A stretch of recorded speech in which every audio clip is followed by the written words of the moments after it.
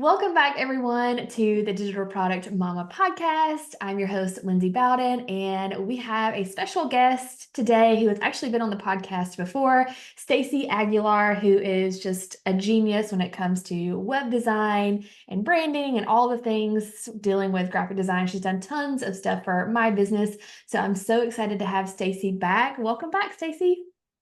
Thanks. I'm excited to be here. Yeah, so if anyone missed the first episode, tell us a little bit about yourself and what you do. So I do brand and web design. I work with a lot of creative educators, course creators. I like to say I work with impactful brands that are just putting a lot of good out in the world.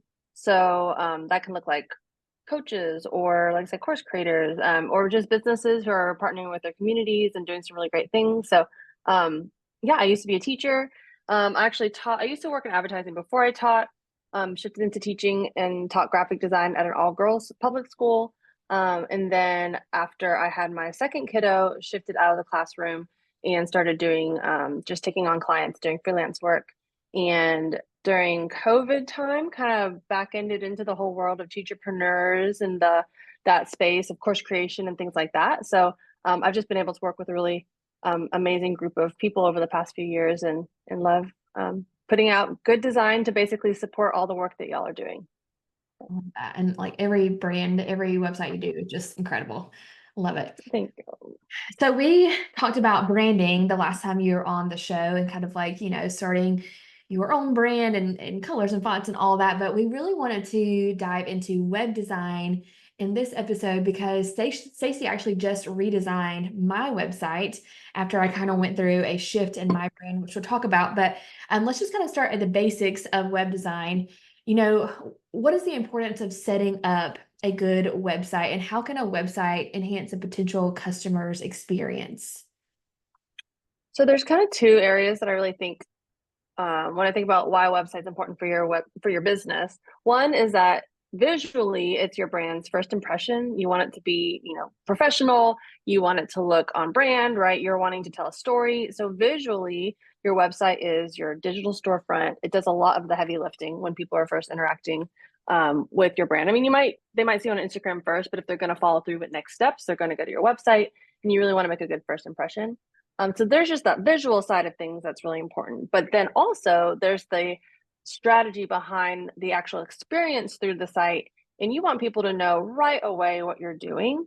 If not, they will leave. If they can't find something, they'll leave. And so you want to make that process as smooth as possible. And that's what we call that user experience or the UX design.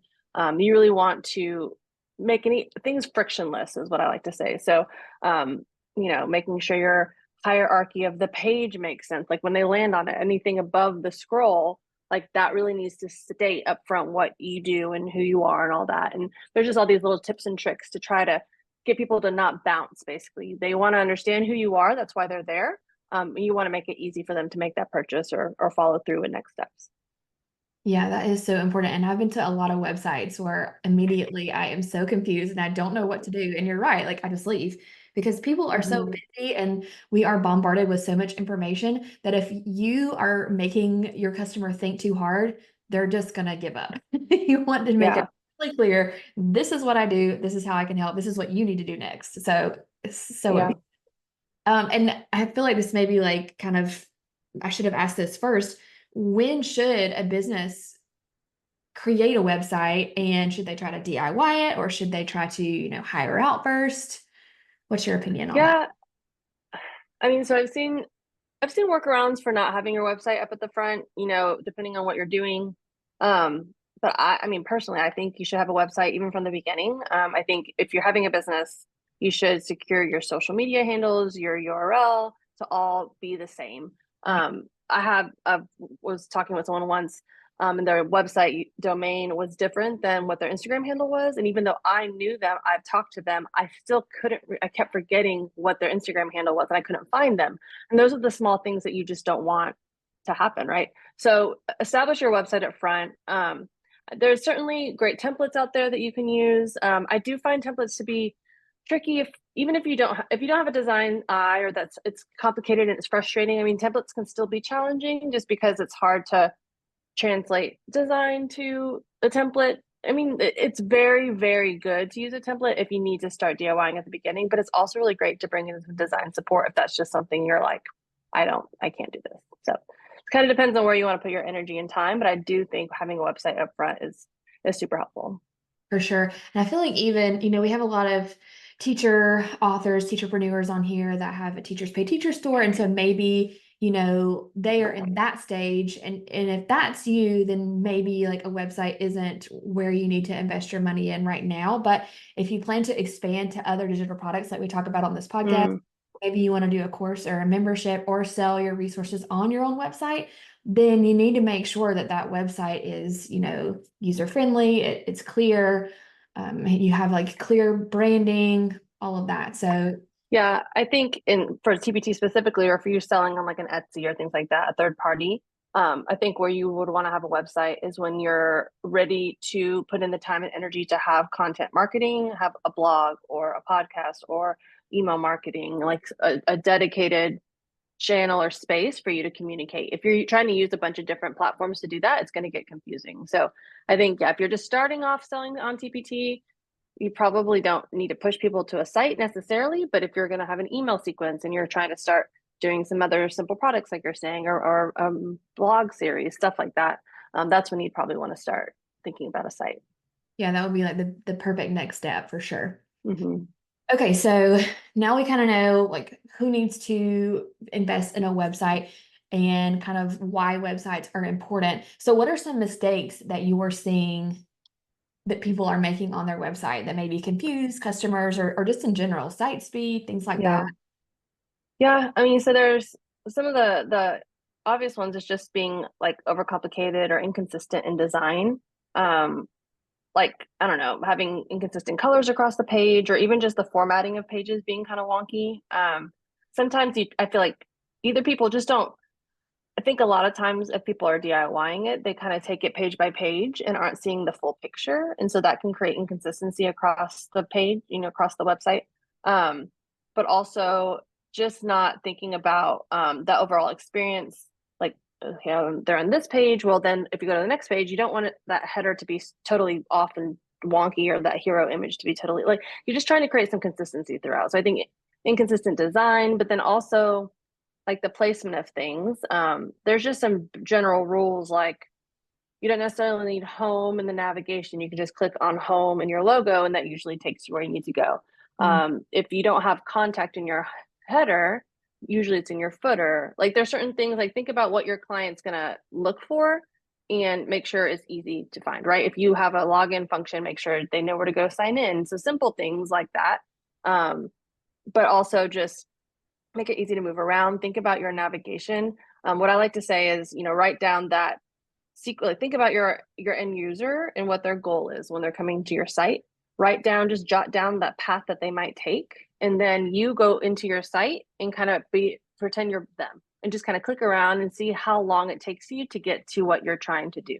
So it Mm. really should take 3 to 4 clicks if they know, okay, I'm going to go to Lindsay's site, I want to buy a product or I want to go see her course, like they have a clear objective in mind, then it needs to not take that long for them to do that. So thinking through that pathway, I think having unclear pathways is a thing that can happen. Like you click through something and then a separate pop-up happens, or Mm. you get like a really long page with lots of ads that slow pages down, like stuff like that can get really frustrating. I think having pop-up like pages pop up in separate tabs, like think through that strategically, you don't always need to open a new tab, especially if you're on mobile, because that can get really weird when new tabs open and you can't find them. Um, so yeah, having unclear pathways, you need to be consistent and don't overcomplicate things. I really, with my design, I like to have sections to break content out, right? So making it kind of clear if you're going from like I don't know, the different offers you provide, and then down to the about me and down to resources. Like just I kind of like to break it up with some color or some patterns or things to just make that visually look like, okay, we're moving on to a next idea, to a next idea. So it's not just a big white space of text. And then the last thing I would say that people tend to overlook is the mobile experience. A lot of I mean, over half, I think, people experience websites on mobile now. And so that's just something to think about. Like make sure your buttons are big enough and make sure the content's not too close. So that if you're trying to click on something and it's not clickable because it's too close to another thing, those are, so you just think through mobile too. Um, Something that I have to pay attention to a lot with design is like making sure images aren't too big on mobile because they'll take up the whole screen. Because sometimes it'll automatically resize it, but it still won't be good. You have to go in there and refine some of that because you don't want people to just keep scrolling, scrolling, scrolling. They're going to get annoyed. So, Right. Right. mobile experience, clear pathways, be consistent. I think those are the things that would help make sites less confusing. Right. And I feel like those things are something that it's so worth it to invest in someone that knows what they're doing because like the mobile thing, knowing how to resize images just for mobile and how to like, Mm, for mobile, that can get tricky tech wise. And so yeah, really important to invest in someone that knows what they're doing for sure. it Okay. definitely can save some time and some headache. So. Oh, oh man, I think I talked about this last time you were on, but I tried to DIY my WordPress website in the beginning, and it took me like months, and it still looked terrible. So, especially if you're going to do WordPress, please invest in someone because it's not easy. It uh, is a steep learning curve. Yes. yes, man. Okay, love that. So we talked about mistakes. So then what should people be doing? Kind of give us some tips for, how to make sure that when someone lands on your website, they know exactly what to do, kind of the features of a good website. So I think kind of mentioned this earlier, but having a really clear value proposition or really clearly state upfront what you do above the fold. So that term I love. It's just a nod to back like with newspapers. And when you look at a newspaper, before you have to unfold it, you want the headline of the day to be on the front cover. And so it's similar, like before you have to start scrolling, you want the main thing of what you do to be right there, and you don't want it to be complicated, or you want people to really make sure they're at the right spot. So clear value proposition up front, and just make that. I mean, that's your very first impression. So that needs to be a good image or well laid out text or what have you. I think a lot of times sites can just flop at the beginning, like right at the front. So make sure that looks good at the top.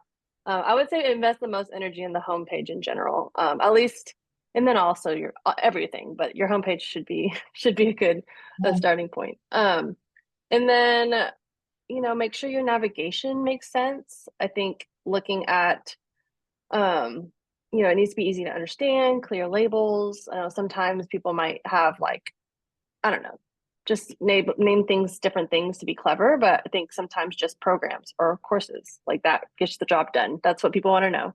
Right. So, and that also helps people understand what you do. So, like if they jump on your site and they look across and, they see, okay, courses, shop, um, consulting or whatever, like they can get a really quick idea of like, oh, okay, this is what Lindsay has to offer or what have you. Um, and so you want to have your navigation be really clear, or even if you're doing like the hamburger where it's like the 3 lines or whatever, you click on it and then the drop down, still be really clear with that. So clear above the fold content so people really understand what you're doing. Intuitive, really easy to understand navigation. You want your call to actions to be, strong and clear and well placed throughout the page. I think a lot of times, you put it above the fold, you want something about mid page, something at the bottom of the page to capture just like various stages of scrolling. So, and even just like think about the content and like, if you have like a really great point that you feel like people are gonna be like, yes, like I really need this, like that's where a call to action button should be. Right. Um, and then I really harp on like the visual side of things with websites. I'm really, really particular about white space and just spacing in general. So you don't want things to feel too cluttered, because that really like impacts how people view your page. So just make sure that there's balance. When I think about web design, I actually think about modular design, like a magazine layout. I used to design yearbooks when I was a teacher, and so like that kind of boxy, kind of modular design, like just how things are spaced on a page. That's really what you're doing when you're doing web design. So you can think about it not even as a website, just think about it as like a magazine layout or a magazine page or what have you. Just think about the spacing, because that really makes a difference on overall experience. And then just the clear pathways. And that's something about your website that we had to think about is like, If you do kind of have multiple audiences or different offers, like segmented paths, and make sure people understand which direction they need to go. Sometimes that can be quizzes, sometimes that can just be different webinars or offers, Um, but those would be, those are the top things that I would say, to just make sure that the website feels cohesive, strategic, and like, serves your business well. Right. And I think having a call to action above the fold is so important. And I feel like so many people miss out on that. You want Yeah. people to know exactly what they should do when they land on your website, whether it's sign up for your freebie or watch this webinar or buy this program Mm-hmm. here, because if you don't, like you said, they're going to bounce. So, okay, I like that. So yes, let's dive into then kind of what we just worked on with my website. I talked a little bit about, how I have had two businesses. I started a new business back in 2022 called Meet the Bowdens, and that was focused on courses and memberships. And I kept my Lindsay Bowden site as teacher resources and helping teachers create resources. But the more I thought about it and the more I realized that it's really hard to have two businesses, I decided to bring them back together. I've talked a little bit about that on other episodes. And so I decided that, I kind of wanted all of my offers to be under the umbrella of digital products, because educational resources on TPT, those are digital products. Online courses and memberships, those are digital products. And then other types like ebooks or mini courses. So I reached out to Stacy and said, here's what I need to happen. They all kind of have the same audience, teachers, moms, women who are looking for, a side hustle or a bigger business. How can we do that? So, Mm-hmm. and like she said, it was a little complicated at first. Like it took us some going back and forth to really nail down how that would make sense. And you, Mm-hmm. if that's you and you feel like maybe you have like different, offers or different audiences, like how can you make that cohesive? Can you talk a little bit about how, we thought through that? Yeah. So, first, I think for anyone kind of in that similar situation, I think what I would say and what we did was kind of step back and look at the larger story that you're trying to tell. Like you're one person, you're talking to a group of people. Like, what's that overarching story that kind of brings them all in that same world, Right. right? So with digital products, we were talking about creating financial freedom, creating opportunities for people to achieve, financial independence, confidence, build a thriving business, balancing their lives. So it's like that overarching. What are those like large story pieces that we can wrap our arms around? So that's that brand strategy focus. So we stepped back and we redid or just refined the brand strategy to bring both of those together, right? And luckily the audience there weren't like crazy far apart, so it was easy to do that. So that was the first step. Like reconsider brand strategy, look for those overlapping underlying stories that we could use and kind of tie together. And then we rework the brand identity, the visual side of things, to reflect those kind of the new language, new direction, some of the stuff was the same, but then there was like it was just like a merging of ideas basically, but there was like some softening of some brand elements and more feminine elements, things like that. So we created a brand identity that reflects that new brand strategy. And in your case, we're able to pull some pieces from Meet the Bowden because I feel like that had that kind of like airy feminine feel that we wanted, but then we kept elements of like the bold colors and some of those pops, that we liked from Lindsay Bowden.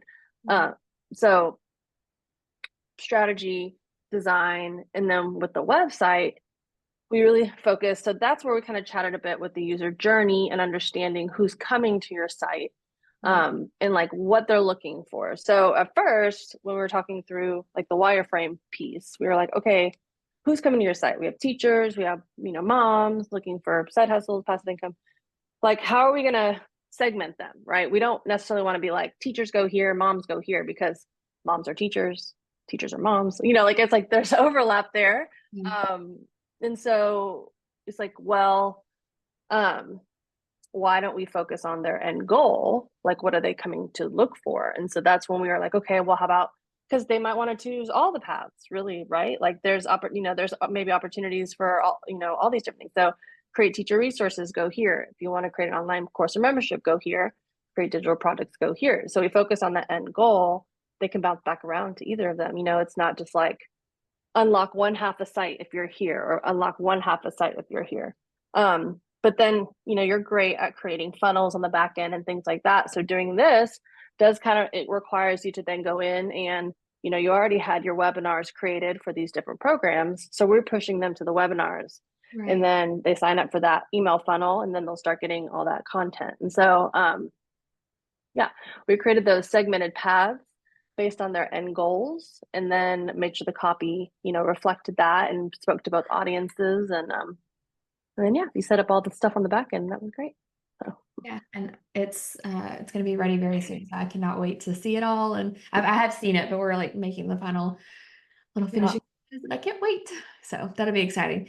So yeah, I guess what you can gain from this if you're listening and maybe like you're a TPTer and you're ready to expand to other digital products, think about that with your website. Maybe you want to sell your resources on your own website. So maybe you want to have like a shop on there, and then also a programs page for, a course or a membership or other digital products. Like, how can you make that customer journey really make sense when someone lands on your homepage? So maybe it could be, Mm-hmm. are you looking for teacher resources? Click here. Or are you looking to learn about classroom management? Click here. Just think that through. Bounce it off other people, like chat with Yeah. someone. See, does this make sense to you? If you landed on my page and you saw these two options, would that make sense? So yeah. Yeah. Yeah. Because I think, um, yeah, exactly. Because people, I mean, on the one hand, people might just be like, oh, I like her products. Like, what kind of programs does she have? But probably they're not thinking that. They're probably thinking, like, what other ways can she support me? And so Right. if you show them through, like, yes, let's build a course together, membership, things like that, like actually tell them the end goal, then they'll Right. be like, okay, well, how? And so it's less of the like, give me your courses, and it's more, learn about how, like, yeah, you get Yeah. it. Like, how can I serve you? Not Yeah, buy from me. Yeah. right, right, right. Love it. Okay. I feel like this is a really good conversation about all things websites and making sure that the customer journey makes sense, making sure your website isn't confusing. Just to kind of recap some of the things Stacy said. So your homepage is really important. That's the first impression. Make sure above the fold that you have a clear kind of statement about how you can serve people and a call to action. Making sure you have nice white space and it's not like over cluttered. Your navigation makes sense. All of the pages kind of have a cohesive brand and they all go together. There's not like a random page that doesn't match the others. Mhm. Anything else that I'm missing? No, yeah, I guess, yeah, we didn't talk too much about the branding, but yeah, having a consistent brand, and just like one that feels, I think it's really easy to just create a logo real fast, but it's really valuable to think through like any, like to use patterns or secondary logos or phrases or things, like just to create that more cohesive brand experience. Yeah. That will really play itself out. And even like, if you can, I mean, I know we're not all copywriters, we're not all designers, we're not all web designers, all this stuff, but like having copy that's clever, that, I've seen some really amazing sites that the even the branding and the copy were very unique. Like the website, or sorry, the branding was all about kind of like, it was something, it was like related to spicy, I don't know, like they're just kind of creating a unique angle, but the copy all kind of had like notes about like flavor and being, so even the Yeah. copy and the visuals can all work together to create a really memorable website too. Yeah. Being intentional, I think, is really important because people can Yeah. tell, like, oh, this is a well thought out website. If they're Yes. this, intentional about their website, think about how amazing their products or services are going to be. So Yes, for sure. I love that. Okay, so I always ask people on my show this question. What is one act of generosity you've done or plan to do? So uh I really like covering costs for, I think maybe I've mentioned this in the past, but for classrooms through Donors Choose. Yeah. So especially in my like neighborhood or in my community, I like doing that when I can, and I would love to do that more regularly. Like I'd like to adopt that more into my business model in general. Like I don't know what that looks like. Um when I thought I would have more digital products, which I haven't really focused on as much, I thought, well, maybe a piece of that would go towards it, or, I haven't figured it out yet, but I love the like tangibleness of it. It's like this group of kids needs headphones and I can help them with that. Just really easy. So that's something I like to do as often as I can. Oh, that I love donor shoes. I actually got a full set of classroom calculators from donor shoes when I was a teacher. Yeah, I think it's so, I mean, it impacts the teachers so directly and impacts the students and the community. I just think it's a great platform. It is for sure. Love that. Well, thank you, Stacy, for being on the show again. It's always a joy talking to you. Tell everyone how they can find you, how you can make a beautiful website for them, all the things. Yeah, so you can find me on my website at Stacy E. Aguilar. And yeah, it'll be linked in here, but I always felt a lot of people like to spell my name with a Aguilera, or there's like hidden, if they spell my last name, with my students, I used to always say not to call me a liar because they'd spell Liar. Ah, So anywho, and I don't have an E in my name, so it can be tricky. So we'll it'll make be linked here. it in case you misspell it. StacyEAguilar.com. And then I'm always on Instagram, and same thing. I'm at StacyEAguilar.com or Stacy Aguilar. But yeah, I have different offers. I have fully custom. I have more like web sprint options to kind of fit wherever stage of your business you are in. And I just love to find solutions to help people. I mean, the whole reason I went into designs is because I hate when I see really amazing work not being showcased well just because you're not a web designer. It's like that's not your specialty. That's fine, but Right. I want your stuff out there. So I just love hearing what people are doing and then try to find a solution to get that represented well. So Love that. And you do it so well. Well, thank you so thank much, you. Stacy, for being on the show. We'll see you guys next week. Yeah, awesome. Thanks. Bye.